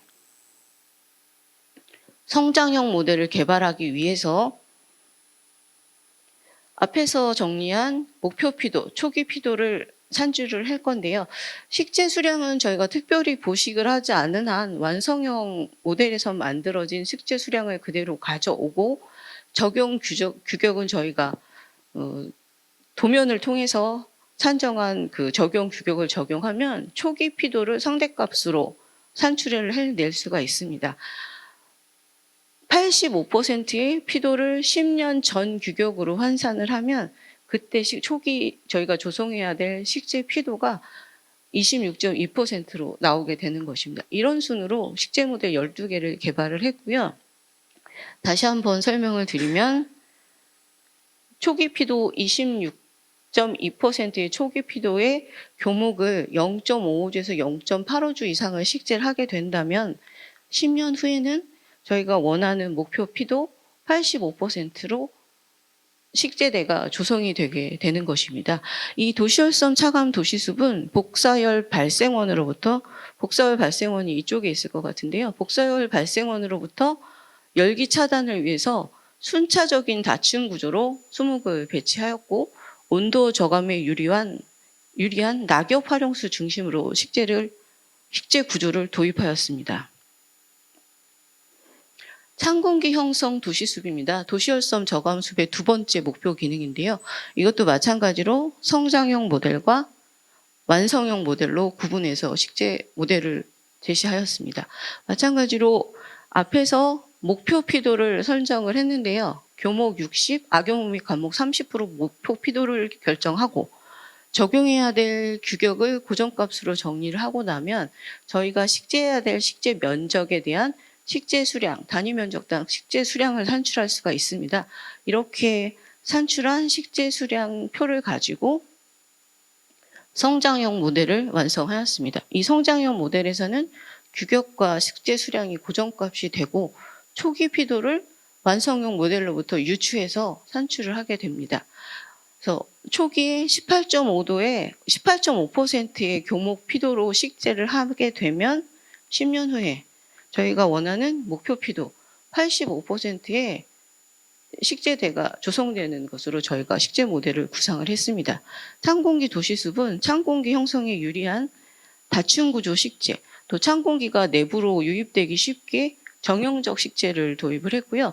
이쪽 부분이 이제 열섬원이 돼서 열섬원, 열섬 차단 도시숲이 이어서 열섬 저감, 찬공기 형성 도시숲 식재 패턴을 도입할 수 있습니다. 찬공기 흐름 기능 식재 모델인데요. 이것도 마찬가지로 성장형 모델과 초기 효과 모델로 구분해서 식재 모델을 구분을 했습니다. 계산하는 이제 도표는 아까 계속 설명드린 것처럼 적용 피도와 규격을 고정값으로 놓고 식재 수량을 산정을 했고요. 이 완성형 모델을 가지고 성장형 모델의 초기 피도를 산출해 냈습니다. 그래서 저희 이거를 설명을 드리면 해배당, 제곱미터당 식재 수량이 0.036주에서 0.05주? 생각보다 너무 적은데? 라는 생각들을 많이 하시더라고요. 그래서 이제 요 식재 수량의 적정성에서 잠깐 설명을 드리면, 저희가 여기 심은 10년 자란 상록 낙엽 화렵수의 경우에 저희가 수관폭을 4.5에서 5.5로 규격화했기 때문에 이제 평균값인 5m를 수간폭으로 적용을 했을 경우에 이 수간의 투영 면적을 산출할 수 있습니다. 원의 면적 계산하듯이 이 투영 면적을 산출을 하면 19.6제곱미터 정도가 나옵니다. 그러면 19.6제곱미터에 교목 한 주가 심겨진 꼴이기 때문에 이제 제곱미터당 주수로 환산을 하면 0.05주가 나오게 되고요. 거기에 적용피도 85%를 적용하게 되면 저희가 선정한 식재 수량 주수가 이렇게 작지 않다는 걸 확인하실 수 있습니다. 도입 식재 수종입니다. 저희가 식재 모델을 적용하면서 규격, 피도, 수량은 제시를 했는데요. 도입 수종은 규격화하지 않았습니다. 그 이유는 이제 수목을 식재되면 이제 경관적인 기능을 저희가 중요시하기 때문에 식재 수종까지 선정을 해서 제시를 할 경우에 너무 획일화될 가능성이 있기 때문에 그 경관 기능을 강화하기 위해서는 이제 구체적인 모델에 식재 수종을 선정하지 않고 식재가 될 대상지의 환경에 따라서 일반 환경일 때 해안 및 매립지일 때, 산업단지일 때 각각 양호한 식재 수종을 선정해서 설계에 반영해서 식재하는 순으로 진행을 했습니다. 미세먼지 저감 숲 도시 모델입니다. 목표 기능이 미세먼지 차단과 미세먼지 저감이기 때문에 미세먼지 차단의 식재 기능 모델, 성장형, 완성형 모델 두 타입이 나올 수 있고요. 이 미세먼지 차단 기능 식재 모델은 이제 미세먼지 차단을 위해서 순차적 크기의 수목을 배치를 했는데 다른 점은 미세먼지 차단 및 흡착 4계절 동안 이 효과를 볼 수 있도록 하기 위해서 상록수 교목과 낙엽수 악교목을 혼용 식재하는 식재 기법을 적용을 했습니다. 그래서 10년 후에 이런 정도의 피도로 식재 모델을 완성하는 것으로 제시하였습니다. 미세먼지 저감 기능인데요. 이것도 성장형, 완성형 모델 두 타입으로 개발을 했고요. 미세먼지 저감 기능일 경우에는 앞쪽이 미세먼지 발생원이고 미세먼지 차단 도시숲을 조성하고 미세먼지 이제 저감 도시숲을 조성하게 되는데요. 미세먼지 내부 정체를 위해서 이 안쪽에 미세먼지가 정체 흡착되는 구조로 식재 구도를 수립을 하였습니다. 그래서 양쪽에 관목 식재를 해서 미세먼지가 외부로 유출되는 것을 막고 이 내부에서 그 흐름을 통해서 미세먼지가 저감 흡착되도록 이렇게 혼용 식재를 통해서 식재 패턴을 수립하였습니다. 미세먼지 저감 숲 식재 모델의 도입 수종입니다. 이 미세먼지 저감 도시숲도 마찬가지로 저희가 구체적인 수종을 모델에 제시하지 않고 식재 대상지에 따라서 식재 대상지 일반 환경, 해안 매립지, 산업단지 환경에 따라서 수종을 선정할 수 있도록 이렇게 표로 제시하도록 하였습니다. 복합 기능 도시숲 식재 모델입니다. 보도 폭원에 따라서 3에서 5m, 5m 이상 두 가지 타입으로 식재 모델을 개발을 했고요. 3에서 5m일 경우에는 교목 1년 식재, 그 다음에 하부 관목 식재 구조를 도입을 했고 보도폭이 5m 이상일 경우엔 교목을 2열 식재를 하고 하부 띠녹지에 악교목 3호주 섞어 심기와 관목 다층 구조를 도입하는 이런 식재 구도로 식재 모델을 제시하였습니다. 도입 식재 수종은 마찬가지로 경관적 기능을 강화하기 위해서 대상지에 따라 선정할 수 있도록 도표로 제시하였습니다. 저희가 개발한 12개의 식재 모델이 식재 수량의 적정성이 과연 맞는지, 이게 적정한지에 대해서 검토를 한번 해봤는데요. 저희가 개발한 도시숲 12가지의 그 식재 밀도를 왼쪽에 표로 정리를 해놨고, 저희가 조성하는 공원 녹지 가로수에 저희가 도시 모델을 도시 식재 모델을 적용할 거기 때문에 공원 조경 설계 기준에 공원 녹지 부분하고 비교를 했습니다. 공원 부분을 비교하면 저희가 제시한 식재 밀도가 공원의 그 법적 기준인 조경 설계 기준 공원 녹지 식재 밀도와 유사한 것으로 판단했습니다. 유형별 CO2 저감 효과 검토입니다. 저희가 식재 모델을 도시열섬 효과 저감과 미세먼지 저감을 목표로 개발을 했지만 근본적으로 수목을 식재하는 것이기 때문에 당연히 CO2 저감 효과가 발생하게 됩니다. 수목은 광합성을 통해서 대기 중에 이산화탄소를 흡수해서 탄소를 저장하고 또 수목이 생장하는 과정에서 지속적으로 탄소를 저장을 합니다. 그렇기 때문에 조경 수목에 의한 CO2 저감 효과는 수목에 저장되어 있는 탄소 저장량과 성장 과정에서 흡수하는 흡수량 산정을 합해서 도출을 하게 됩니다. 저희가 계산한 계산식은 직접 수학법이라는 산식을 통해서 CO2 저감 효과를 계산해 봤습니다. 도시열섬 저감 도시숲의 CO2 저감 효과입니다. 도시숲 모델을 적용할 경우에 단위 면적당 탄소 저장량은 4.15에서 13.42kg이고 연간 탄소 흡수량은 0.52에서 1.3kg이 됩니다. 그러니까 저희가 말하는 수목에 의한 탄소 저감 효과는 수목이 가지고 있는 저장량에 연간 흡수량을 더해서 산출을 하게 되고요. 시간이 지나서 나무가 자라게 되면 저장량도 커지고 연간 흡수량도 커지는 것으로 판단됐기 때문에 수목을 식재해서 시간이 흐르게 되면 CO2 저감 효과는 더 커지는 것으로 판단됩니다. 미세먼지 저감숲 CO2 저감 효과입니다. 도시숲 모델을 적용할 경우에 단위 면적당 1.76에서 11.21kg이 감소되고 연간 탄소 흡수량은 0.6에서 0.85kg으로 계산되었습니다. 조성 후 모니터링 계획입니다. 모니터링 목적인데요. 저희 IH 도시숲은 문헌 분석 같은 연구 결과와 현장 조사, 시뮬레이션을 통한 예측 결과를 바탕으로 도출한 식재 모델입니다. 그렇기 때문에 현장 적용과 검증을 통해서 실증을 통해서 검증하는 절차가 반드시 필요하다고 생각을 하고요. 모니터링 목적으로는 식재 수목의 생육 상태 및 성장량을 분석해서 정말 도시열섬 및 미세먼지 저감 효과가 있는지 검증을 하고 CO2 저감 효과를 도출해서 저희 도시공사에서 조성하는 공원 녹지 CO2 저감 효과를 도출하는데 기초 자료로 활용해 보고자 합니다. 모니터링 항목 및 방법입니다. 저희가 이제 고정 조사구를 선정을 해서 정기적으로, 주기적으로 모니터링을 시행을 해보려고 합니다.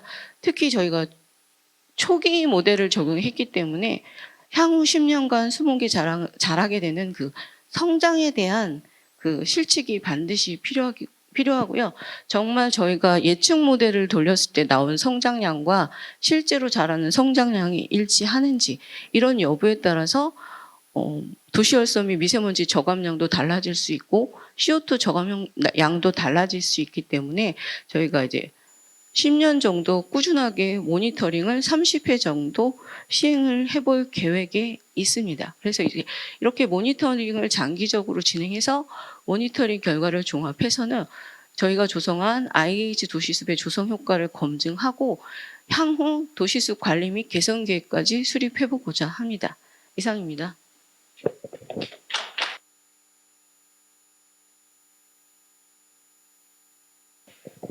예, 검단 신도시를 대상으로 IH가 새로 고안한 도시숲 식재 모델을 저희가 살펴볼 수 있는 기회였던 것 같습니다. 잠깐 5분간 쉬었다가 바로 토론 진행하도록 하겠습니다.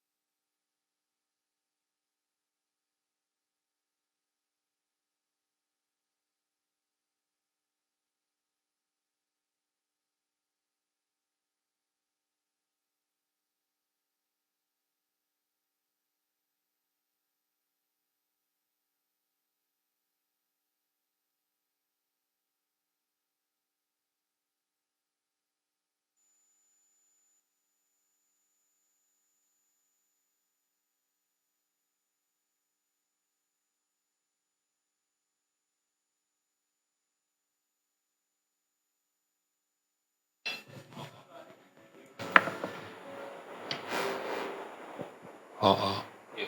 그러면 이제 이어서 토론을 진행하도록 하겠습니다. 오늘 토론은 총 3분을 모셨고요.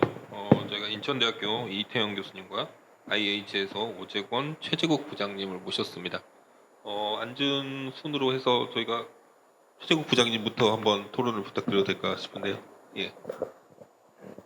네, 안녕하십니까. 인천도시공사 IH 미래도시연구소 최재국입니다. 예, 우선 이렇게 귀한 자리 토론자로 초대해 주신 인천대학교하고 인천도시설계학회 관계자분들께 감사의 말씀을 전합니다.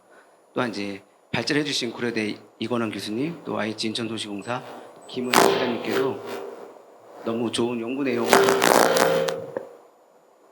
공유해 주셔서 감사의 말씀 드립니다. 예, 먼저 두 발제 내용에 대해서 간략하게 해당 분야의 비전문가인 저 입장에서의 소감을 나누고 또 종합적인 소감으로 마무리를 하도록 하겠습니다. 예, 우선 이건원 교수님께서 발표해 주신 도시 및 건축물 특성이 원도심 에너지 효율에 미치는 영향에 대해서는 한마디로 제가 들으면서 들었던 소감을 말씀드려 보면은 정말 이제 근사한 코스 요리를 맛있게 먹은 듯한 그런 기분이 들었습니다. 예. 현대 도시들은 직면한 이제 기후 환경에 대한 문제들, 또 그리고 이를 극복하기 위한 다양한 국외 사례, 그리고 현장 측정을 기반한 국내 실증 사례를 통해서 구체화되고 또 적용 가능성이 높은 정책적 제안까지 정말 많은 배움의 시간이 되었던 것 같습니다. 예, 제가 생각한 이 연구의 의의는 두 가지 정도로 요약해 볼 수 있겠는데요. 예, 첫째는 원도심의 에너지 효율에 대해서 도시계획 그리고 도시 설계 분야에서 이렇게 폭넓고 깊게 실증적으로 진행한 연구가 과연 있을까라는 생각이 들 정도로 독창성과 확장성이 있는 그런 연구였던 것 같습니다. 그리고 향후 이런 연구를 통해서 이 관련 분야의 연구의 길잡이가 되지 않을까라는 생각도 들었고요. 예, 두 번째로는 기후 변화에 대응하는 관점에서 우리가 알고 있는 아프리카와 같은 그런 재난에 대한 대응력이 부족한 그런 저개발 국가들이 있는데요. 이런 기후 변화에 대한 그 피해가 클수록 또 도시 내에서도 기후 변화에 대한 그런 레질리언스, 그 역량이 낮은 도시가 더 큰 피해를 입는 경우들을 저희가 보고 있습니다. 그런 위험한 도시에 우리는 살고 싶지 않겠죠. 그렇다면 이러한 기후 변화 대응의 차이를 포함한 도시 간의 불균형이 도시 쇠퇴의 가장 근본적인 원인일 수도 있습니다. 그래서 이러한 원도심에서 미기후 환경 변화를 통해서 에너지 효율을 높일 수 있는 지역 단위에서의 도시계획적 솔루션을 이렇게 제공할 수만 있다면은 본 연구가 도시 쇠퇴에 대응하는 의미는 상당히 크다고 볼 수 있겠습니다. 예, 다음으로 발표 내용 중에서 가장 인상적이었던 부분은 도시 건축 형태와 미기후의 그 회기 모형을 통해서 직접 효과, 또 매개 효과, 또 조절 효과까지 한 슬라이드로 정리해서 미기후하고 건축물의 표면 온도, 건축물 에너지 간의 관계를 한눈에 볼 수 있는 부분이 정말 인상적이었습니다. 또 거기에 그치지 않고 또 서울 원도심과 또 비수도권 원도심의 지구단위 계획에 적용해서 원안과 또 대안에 대한 시뮬레이션을 시각적으로 표현해 주셨기 때문에 그 결과는 상당히 공감할 수 있었던 것 같습니다. 예, 조금 더 구체적으로 말씀드려 보면은 건축물의 표면 온도가 높아질수록 에너지 사용량은 높을 것이라는 가정은 에너지 부하를 고려한다면은 당연히 일반적으로 저희가 예상할 수 있는 결과로 생각되어집니다. 이러한 직접적 효과뿐만 아니라 또 미기후 요소인 풍속의 경우는 아까 그 결과로 봤을 때는 완화 조절 효과였고요. 또 온도와 습도 같은 경우는 강화 조절 효과를 탐색한 것은 아주 흥미로웠습니다. 그래서 또 이 연구에 도움이 되지 않을까라는 생각에 제가 조금 더 첨언을 해보면은 조절 효과에 대해서는 조금 더 말씀드려 보겠습니다. 예, 미기후 요인인 그 풍속과 온도, 습도는 조절 변수뿐만 아니라 동력 변수인 아까 그 건축물의 표면 온도에도 직접적인 영향을 미칠 수 있는 변수로 생각되어집니다. 또한 마찬가지로 종속 변수였던 에너지 사용량에도 이러한 미기후는 직접적 영향을 미치는 것으로 아까 본 연구의 결과에도 나타났었는데요.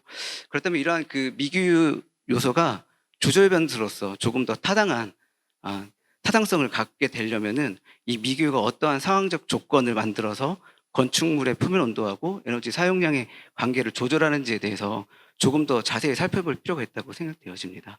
그래서 이러한 메커니즘이 이제 도시 환경 유형별로 규명이 된다면은 도시 계획과 또 건축적 측면에서 연구 활동에 도움이 되지 않을까라는 생각을 했습니다. 예, 다음으로 IH 인천도시공사 김은희 부장님께서 발표해 주신 도시 열선 및 미세먼지 개선을 통한 IH 도시숲 식재 모델에 대해서 말씀드리겠습니다. 또 이번 연구도 아까 말씀드린 음식에 좀 빗대서 말씀드려보면은 그 아실지 모르겠는데 시크릿 코인이라고 있습니다. 예, 저희 집에 거의 모든 국물 요리에 들어가는 동전 크기만한 양념인데요. 예, 제가 알고 봤더니 그 안에 요리 실력의 비법이었습니다. 근데 그 IH 도시 모델 자체가 저희 집에 그 시크릿 코인처럼 모든 도시에 또 적용될 수 있는 도시스 모델로서 가치가 있다고 보여지고 있습니다. 그래서 앞서 발제한 것 마찬가지로 이 연구의 의의를 두 가지 정도로 요약해 봤는데요. 예, 첫째는 그 산림청의 도시습 정의하고 유형과 달리 IH 인천 도시공사만의 도시습을 정의하고 유형화한 것입니다. 예, IH는 도시를 이제 구상하고 기획하고 또 설계하고 또 건설하는 부동산 플랫폼 공기업입니다. 또한 더불어서 스마트 도시 관점에서 유지 관리까지 고려한 사업 포트폴리오를 가지고 있는 기업이기 때문에 기획자, 또 시행자, 관리자 모든 경험과 역량을 기반으로 해서 특화된 도시숲 모델의 개발의 의미는 크다고 할 수 있겠습니다. 예, 두 번째는 실내 실험실이 아닌 도시를 실험실로 하는 실증 단지, 즉 테스트베드를 확보한 것입니다.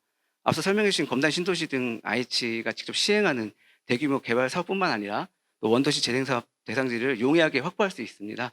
그래서 이런 안정적 부지 조건에서 시계열 종단 연구가 진행된다면 미래 세대를 위한 도시 열성과 또 미세먼지 저감에 많은 도움이 되는 연구가 되지 않을까라고 예상을 합니다. 또한 이러한 종단 연구가 계속해서 진행이 된다면은 도시 열성과 미세먼지뿐만 아니라 온실가스 흡수원으로서의 도시습 연구로서의 확장 또한 기대할 수 있지 않을까라는 생각도 해봤습니다. 예, 마지막으로 오늘 포럼 발표에 대해서 종합적인 저의 소감을 말씀드려보면은 인천시는 작년 12월 달에 정부 목표보다 5년 앞당긴 2045년까지 탄소 중립을 실현하겠다고 비전을 선포하였습니다.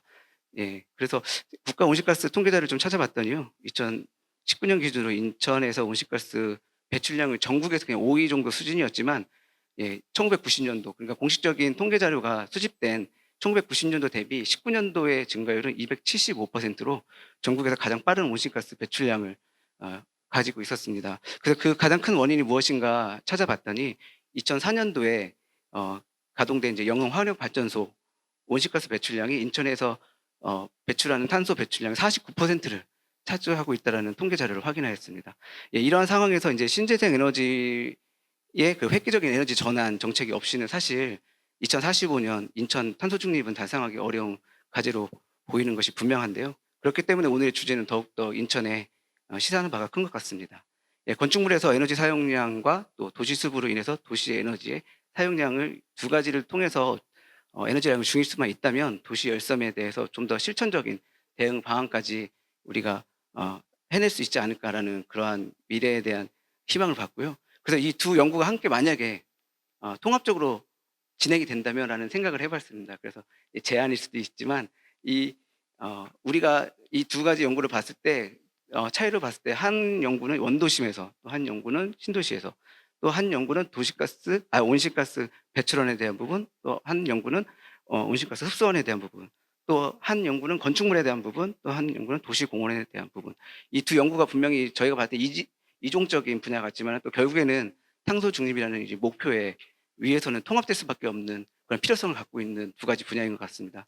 그렇기 때문에 향후 연구는 인천의 원도심 또는 또 지구 지정 단계에 있는 저희 인천 도시공사 IH에서 각 사업 예정이 9월 2 공공주택 지구 등 통해서 이 도시 건축과 도시 숲 연구가 통합되어서 각각의 결과를 비교해 보거나 또는 또 통합된 결과와 또 각각의 그 결과들이 어떻게 변화가 있는지 이런 연구를 해보지 않을까 생각을 해봤습니다. 예, 마지막으로 제가 지난 2월 달에 기후학자 조천호 박사님의 그 특강을 들은 적이 있었는데요.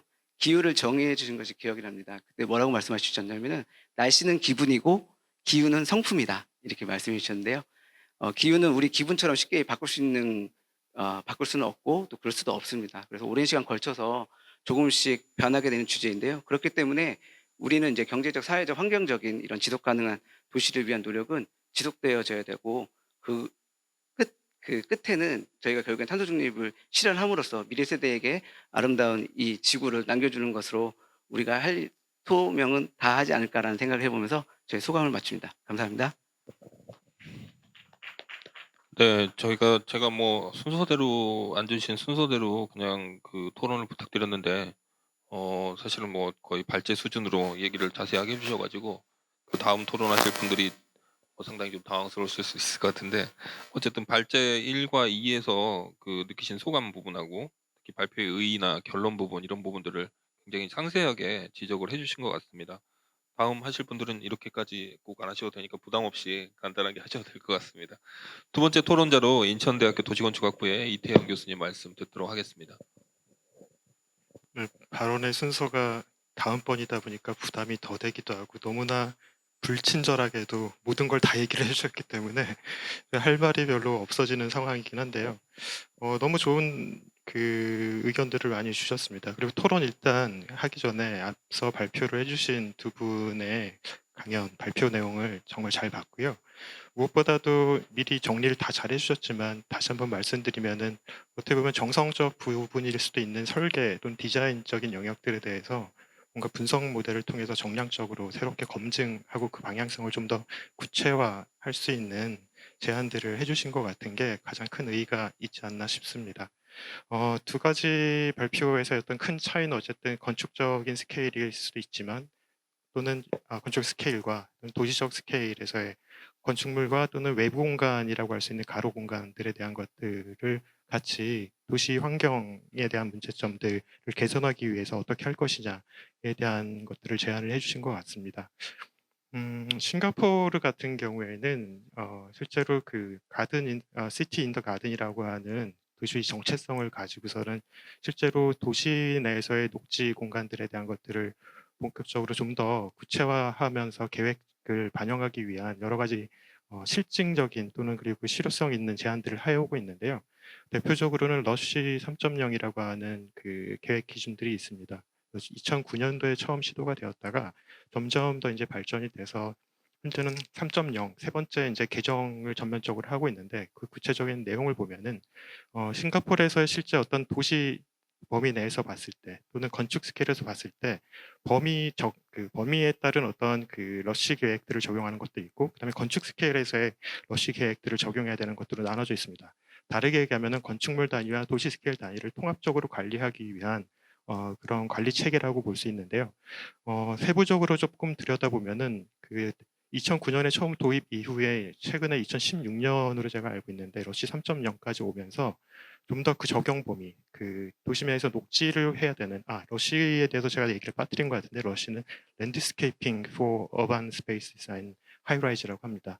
그래서 실제로 도시 국가인 싱가포르의 도심지 같은 경우에 높은 고층 건물들과 동시에 외부 공간들이 형성이 되어 있는데 이 부분에 대해서 녹지를 어떻게 할 것이냐에 대한 그 계획 기준인데요. 도시 스케일에서의 적용 범위가 넓어지기도 했고 그다음에 건축물 단위에서는 개발 행위가 일어나거나 했을 때 그 개발 행위만큼 그 개발 구역 내에서의 녹지를 충분히 다시 똑같이 면적 비율로 확보를 해야 되는 기준들이 있는데 그 적용할 수 있는 녹지의 그 대상이 조금 더 확대가 됐습니다. 예전 같은 경우는 예를 들어서 그 지반 기준, 그 그라운드 레벨에서의 녹지 기준으로 어떤 제한이 있었다고 하면은 그 부분들이 위에 옥상 정원 부분을 포함한다거나 또는 베란다 공간에서의 녹지 부분을 포함한다거나 하는 식으로 또는 벽면 녹화에 대한 것들까지 그래서 건축물 단위까지 그 녹지의 영역을 최대한으로 확보를 해줌으로써 그게 하나의 디자인 요소이자 동시에 도시에서의 녹지 환경을 좀 더 개선할 수 있는 그런 툴로서 작용을 하고 있습니다. 서울시 같은 경우에도 보면은 제가 알기로는 2019년인가 20년도에 그 지구 단위 계획에서 전면 개정이 일어나면서 건축물 단위로서만 어떻게 보면 그 녹지에 대한 것들이 인센티브를 통해서 제재 또는 유도 완화 그 인센티브 완화 이런 식의 것들을 유도하기 위한 것들이 쓰였다고 하면은 지금 지구 단위 계획 그 기준이 수립 기준이 조금 변경이 되면서 마스터 플랜 차원에서의 구역 차원에서의 그 녹지 관련된 친환경 관련 계획 기준들이 조금 더 발전이 되어 있던 것을 확인할 수가 있었습니다. 아마 그 싱가포르에서 시행됐던 그런 것들과 같은 맥락이라고 볼 수 있을 것 같은데요. 오늘 발표를 해주신 두 가지의 어떤 모델들, 그 건축물에 대한 스케일과 그다음에 도시적 스케일에 대한 것들이 같이 통합돼서 개발될 수 있는 어떤 방향으로 가고 있지 않나 하는 생각을 해봅니다. 네, 이만 마치겠습니다.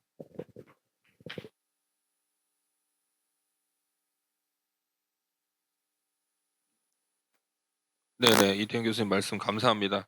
특히 싱가포르에서 그 다년간 체류하시면서 느끼셨던 러쉬 사례까지도 말씀해 주셨는데요.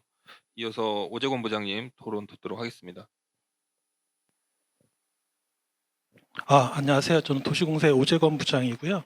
그러니까 이제 주로 이제 일을 했던 거는 보통 이제 저희가 이제 뭐 기획하고 설계하고 이제 시공 파트 쪽을 하는데 저는 거의 시공 파트에서만 일을 했었던 것 같아요. 그래서 이 두 가지 발제에 대해서 실현 가능성과 실현하는 부분에 대해서 저는 그쪽으로 이렇게 초점을 맞춰서 이제 듣게 되더라고요. 근데 제가 2007년에도 아마 그때도 김은희 부장님 부서였던 것 같은데 아까 이제 그 고려대 교수님 이건원 교수님도 말씀하셨지만 그 스마트 시티라고 해가지고 이제 이 송도 자체를 그 뭐 이제 스마트 그리드도 도입하고 뭐 IoT도 도입해서 되게 이제 살기 좋은 도시로 만들겠다는 계획을 했는데 지금 한 15년이 지났는데 거의 그때 했었던 부분에 대해서는 그렇게 크게 실현된 부분들이 없더라고요. 그리고 이제 저희가 그 당시 2005년에 아파트를 송도 엘카운티라는 아파트를 지었을 때도 거기에 그 민간에서는 하지 않았던 이제 월패드 도입해서 뭐 IoT로 밖에서 뭐 커튼을 닫고 열고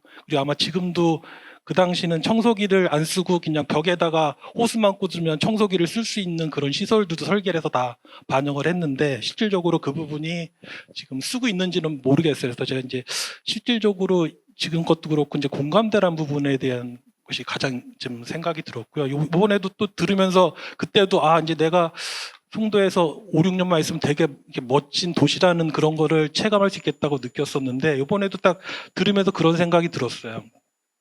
그러니까 교수님이 말씀하신 그런 걸 반영하는 건축 요소를 반영해서 되게 에너지 절감 효과도 있는 건축물에서 살고 그리고 또 밖에 딱 나왔더니 되게 울창한 숲이 있어서 거기 가서 그냥 쉬면서 힐링도 하고 하는 그런 이렇게 멋진 도시가 또 눈앞에 있구나 하는데 이게 과연 또 실질적으로 언제 이루어질 건가에 대해서는 좀 시점에 대해서는 좀 의구심이 들었고요. 그리고 이게 원도심이라는 부분이랑 신도심이라는 부분이랑 좀 구분해서 생각을 해야 될 것 같은데 지금 말씀하신 계획들이 이제 신도심 같은 경우는 거의 백지라고 본다면 내가 계획한 거를 다 실현할 수 있는데 결국 이제 원도심 부분에 있어서는 결국 있는 사람들을 어떻게 해야 되는 부분이 그 정리하고서 새로운 지금의 설계라든지 이런 걸 도입해야 되는 부분이 좀 실현하는 데 있어서는 되게 어려움이 있다는 생각이 들었어요. 막상 저라도 내 주변에 이런 그 멋진 에너지 절감형 건축이 있고 이런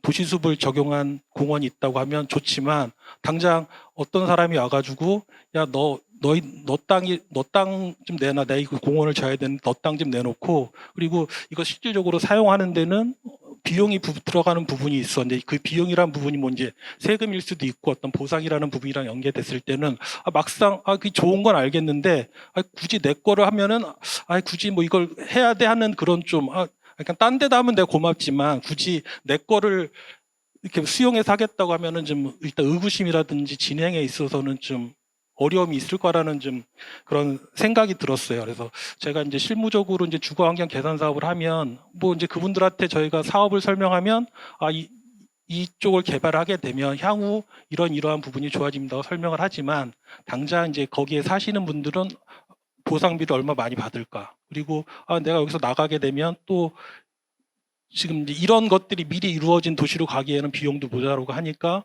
그런 불편함 그리고 이런 것들 때문에 사실은 그 업무를 진행하는데 되게 어려움을 많이 겪었거든요. 그래서 실질적으로 지금 이런 되게 좋은 환경의 미래의 도시인 거죠. 근데 이거를 빨리 보기 위해서는 사실 저희는 다 기술자니까 어느 정도 듣기만 해도 그래 이게 되게 좋은 거고 이제 금방 이게 미래지향적으로 가야 될 도시라고 인정을 하지만 원도심이나 이런 쪽에 사시는 분들은 좀 나이 드신 분들도 많고 이런데 어떤 공감대를 형성할 수 있는 부분들이 많이 부족하니까 이것들을 빨리 실현하기 위해서는 어떤 뭐 지금 요즘 뭐 도시공사에서도 뭐 도시재생 뭐 전문가들을 키우고들 있으니까 당장 뭐 그 현장을 실현하기 위해서 찾아뵈는 것보다는 주기적으로 어떤 그 도시재생 전문가들이나 이런 사람들의 교육을 통해서 이 필요성에 대한 부분을 공감대를 빨리 가질 수 있다면 지금 말씀하신 이런 부분들이 인천시에 대한 어떤 그 미래 도시로서